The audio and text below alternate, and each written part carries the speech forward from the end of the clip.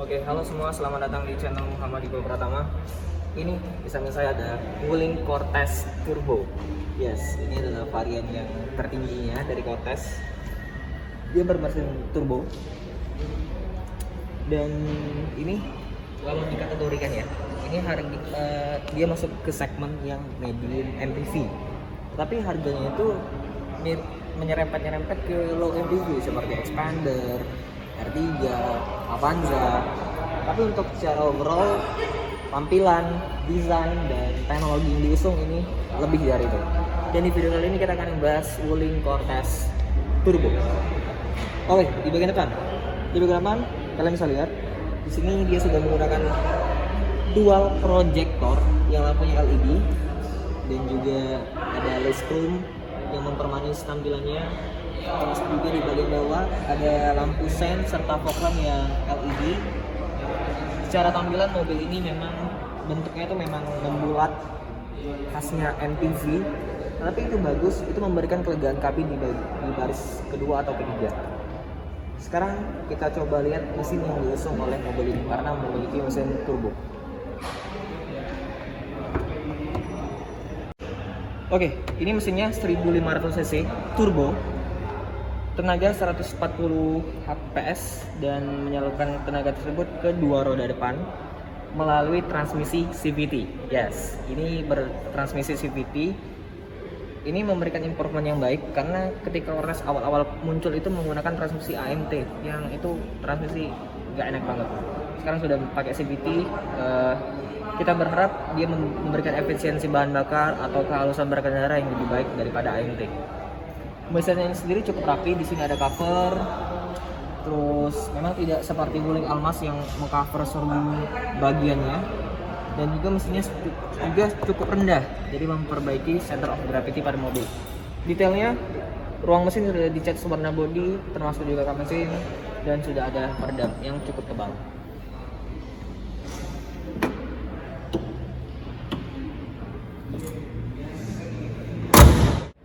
Oke, sekarang di bagian samping kita pasang kaki pada mobil ini. Untuk yang tipe ini, dia menggunakan profil ban 205 55R16. Velgnya total polish dengan ban yang Goodyear. Ini bannya bagus. Ban ini ban mahal. Terus spion dia sudah ada sennya dan belum dilengkapi dengan kamera 360 seperti Wuling Almas. Dan ini untuk pilar ini di cover ya supaya tidak lecet karena ini sudah pakai yang ban black glossy. Terus ada listrum, ada roof rail untuk bawa barang juga ada tersedia. Di bagian bawah permanis, ada listrum juga. Dan untuk masuk ke dalam mobil ini sudah pakai keyless entry, jadi kunci tinggal kalian kantongi dan klik tombol yang di bagian sini. Ini posisi mengunci, spion terlipat secara otomatis dan membuka tinggal ini. Oke, sekarang coba kita lihat ke belakang. Di bagian belakang lampunya ini lampu rem ini sudah LED, lampu mundur, lampu sen sudah LED semua. Dan di bagian bawah khasnya Wuling ya, dia ada lampu sen di bagian bawah sama lampu rem. Ketika kalian menghidupkan hazard tengah jalan membuka bagasi, otomatis kan yang lampu sini pindah ke atas dan tidak terlihat oleh pengemudi di belakang. Jadi dia dipindahkan ke bagian bawah. Itu fitur yang baik sekali terhadap mobil, memberikan safety ya. Dan di sini ada kamera mundur, dan di atas ada antena Sharpin, spoiler, tapi ini belum ada rear defogger sama ada rear wiper. Kita lihat bagasinya. Bagasinya belum elektrik. Ini kapasitasnya ketika bangku baris ketiga tegak semua, kapasitasnya ini jauh lebih besar daripada Wuling Almas. Ini bisa buat koper medium, ini bisa sampai 4 baris ini bisa dimasukkan ke dalam bagasi ini. Terus di bagian sini ada hook, bisa sampai berapa kilo ini? 1,5 kilo. Terus ada tempat penyimpanan untuk toolkit. Terus di sini ada lampu bagasi, ada hook lagi. Detailnya bagus nih. dulu ya kalau bisa naik. Oke, ini bagasinya. Kalian bisa rebain baris ketiga kalau tidak ada orang. Oh, sini nih. Memang dia pelipatannya kayak khasnya MPV zaman dulu, dia tidak rata rantai karena memberikan akomodasi penumpang yang sangat lega di baris kabinnya, di ruang kabin. Oke, mungkin itu aja ya di bagian belakang. Kita coba lihat akomodasi penumpang di Wuling Cortez. Oke, langsung aja. Ini. Oh, nah, di bagian baris kedua, ini kursinya itu captain seat. Jadi kalau secara total ya, dia bisa mengakomodasi sebanyak 7 orang. Kalau yang nggak captain seat, dia bisa sampai 8 orang. Oke, ini untuk masuk ke baris kedua. Ini kalian bisa bagiin ya, seperti ini. Atau bisa dari tengah. Jadi kita coba.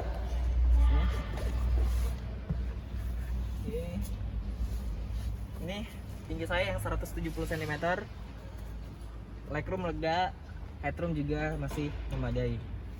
Di bagian sini ada cup holder, ada USB, di kanan kiri ada cup holder, ada ini ya sampai grab handle sampai baris ketiga, seat belt 3 titik kanan dan kiri.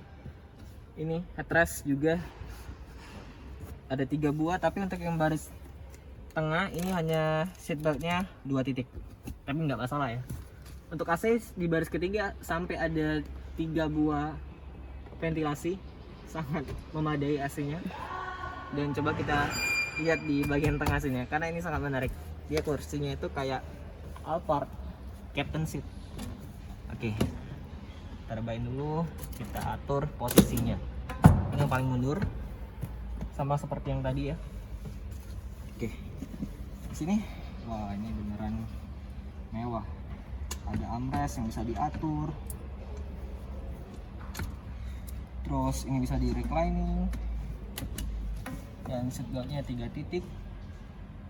Terus di sini ada untuk pengaturan AC-nya yang bagian atas, karena dia nggak ada AC di bagian sini, dia di tengah di bagian baris ke pilar C, karena dia ada sunroof, jadi nggak bisa taruh AC di sini. Terus kelengkapan kepraktisan ada seat back pocket di bagian kursi depan, kanan dan kiri, ada USB port seperti biasa Wuling, dan ada laci penyimpanan. Untuk door trim sendiri di sini atasnya ini soft touch, ada panel kayu sangat mewah, ada panel soft touch juga, black piano, dan juga ada untuk power window-nya. Nah, tidak juga seperti Almas. Ini untuk Wuling Cortez, walaupun dia varian tertinggi, tidak dilengkapi dengan speaker seperti Almas. Itu kan speakernya sampai pakai ini ya, yang Infinity by Harman Kardon. Jadi suaranya luar biasa bagus. Ini untuk joknya ya, kulitnya nyaman, tapi memang untuk kulitnya ini kayak apa ya, kulit sintetis, jadi ini bukan kulit asli sebenarnya, tapi cukup nyaman. Sekarang kita ke depan. Sekarang di baris terdepan di kabin pengemudi. Di sini ya kita bahas door trim. Di sini ada bahan soft touch, ada wood panel, kayu, ini kayak kayu asli. Terus door handle-nya ini chrome silver, aluminium, black gloss. Ada armrest, ini soft touch ya, dari atas sampai ke sini dia soft touch. Terus dashboard ini bahannya soft touch. Terus ada wooden panel lagi, hitam kayu Dove sampai ke bawah ini udah hard plastik.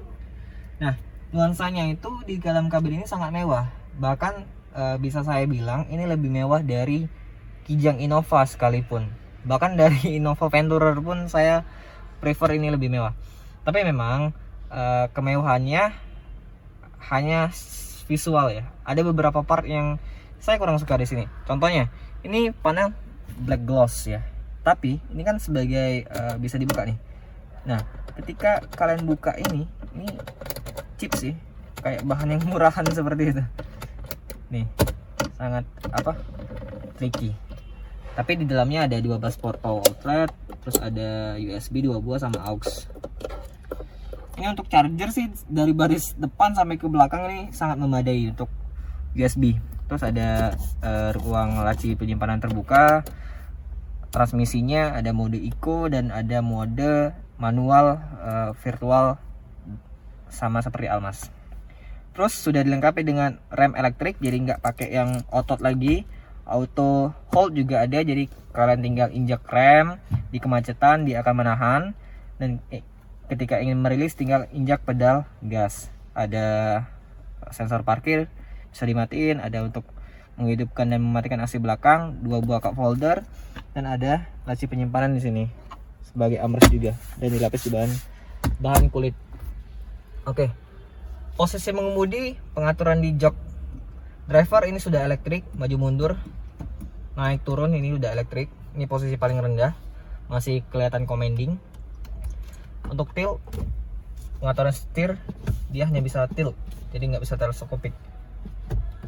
Agak disayangkan ya, karena fitur mobil ini sangat mewah tapi nggak bisa teleskopik. Untuk pengaturan lampu dia sudah auto, wiper juga sudah auto, lebih canggih dari Wuling Almas. Sekarang coba kita hidupkan mesinnya. Karena dia sudah keyless entry, tinggal klik tombol start button di sini. Oke. Sekarang instrumen cluster dia sudah punya MID yang cukup lengkap. Kalian bisa diatur dari sisi lingkar kemudi sebelah kanan. Ini bisa diatur, bisa lihat radio, telepon, ada navigasi. Kalau di-connectingin ke handphone kalian, trip A, trip B, pengaturan kendaraan juga cukup lengkap di sini ya. Sangat lengkap. Setting display, seat belt, pengaturan kendaraan bisa kalian setting di MID-nya. Sebelah kanan ada speedometer, di sebelah kiri ada RPM. Terus di bagian tengah dia kayak mobil Eropa, dia head unitnya floating. Ini coba fitur-fiturnya ada Bluetooth, AUX, ada navigasi, tapi ini harus dicolokin ke memori mestinya ya. Ada iPod, ada Wuling Link, jadi bisa memproyeksikan smartphone kalian ke head unitnya. Dan juga fiturnya ini cukup lengkap, tapi memang kalau dilihat dari interface-nya ini seperti Android base. Jadi sebenarnya head unitnya dari Android sih. Belum ada Apple CarPlay dan Android Auto. Di bagian bawah ada jam. Ini kayak mobil-mobil Mercedes-Benz. Ada di bawahnya ada tombol hazard dan ada list silver yang mempercantik. Nah, AC-nya tadi kan ini black gloss ya, hitam mati semuanya. Jadi ketika kalian hidupkan AC, dia akan muncul. Nah, tampilannya sendiri ini mirip kayak Mercedes-Benz juga. Untuk knop-knopnya ini untuk mengatur speed fans, di sini untuk mengatur suhunya. Bisa sampai berapa nih? 19 derajat, 18 derajat Celcius. Terus untuk pengaturan ke kaki juga lengkap. Ini mode-modenya ada untuk ke kaki, untuk ke defogger juga lengkap. Oke, ini transmisi ya, dia ada mode eco. Nah, dia ada kamera mundur yang sudah ada guidance line. Kalian bisa lihat nih, dia dia mengikuti arah setir. Nah, untuk setirnya sendiri ini enteng. Ini sangat intuitif sih, keren. Di bagian atas dia ada sunroof, tapi belum panoramic sunroof. Dan dia juga belum ada yang kayak di Almas seperti Halo Wuling, dia belum ada. Jadi belum ada voice comment. Ini lampunya sudah putih ya, LED. Ada tempat kacamata. Terus sun visor. Ini ada kacanya tapi belum ada lampu. Dan untuk spion tengah dia belum auto dimming. Jadi masih biasa cetekan. Tapi di sini ada sensor untuk mengakomodir sensor lampu yang sudah auto dan juga wiper yang sudah auto. Sebelah sini ada stability control dan traction control. Jadi stability control fungsinya adalah untuk menjaga kestabilan mobil ketika menikung supaya tidak terguling, dan traction control berfungsi sebagai menjaga traksi keempat rodanya agar selalu dalam kondisi yang aman. Oke, nuansa kabinnya, kesimpulannya untuk ruang kabin ini sangat mewah. Ini nggak kerasa ya, harganya tuh masih di bawah 300 jutaan, kalian sudah dapat kelengkapan yang kayak mobil premium. Dan ini sangat recommended untuk teman-teman yang punya keluarga ya, untuk mengakomodir keluarga yang nyaman di dalam mobil ini. Overall, Wuling Cortez Turbo ini memberikan kalian pilihan sebuah MPV mewah dengan harga yang reasonable. Mulai dari dual proyektor LED di bagian depan, dan untuk secara tampilan depan, samping, dan belakang mobil ini terlihat modern, mewah, dan juga tidak terasa harga mobil ini yang reasonable. Dan juga untuk di bagian interior, dia di bagian baris kedua sudah dilengkapi dengan kursi captain seat dengan dibalut kulit, dan juga di bagian interiornya mobil ini sangat mewah dengan wooden panel kayu, dan ada head unit yang model pop up serta fitur-fitur yang sudah lengkap seperti AC yang sudah auto menggunakan digital, rem parkir elektrik, sistem transmisi yang CVT. Secara overall, tampilan dari luar serta interior mobil ini sangat mewah dan modern. Tentunya fitur-fitur yang sudah harus ada di dalam mobil mewah dan kekinian sudah ada di mobil ini. Termasuk juga untuk kursi di bagian penumpang depan sebelah kiri sudah menggunakan elektrik. Dan terima kasih buat teman-teman yang udah nonton video ini dari awal sampai habis. Jangan lupa klik like, subscribe, dan nyalakan lonceng notifikasi untuk tahu video-video terbaru dari channel Muhammad Iqbal Pratama. Oh ya, buat teman-teman yang ingin lihat mobil ini di Palembang atau ingin beli mobil ini, bisa kalian datang langsung ke dealernya di Jalan Soekarno-Hatta. Untuk kontak pemesanan saya taruh di deskripsi. Terima kasih buat yang udah nonton. Sampai jumpa di video selanjutnya. Bye-bye.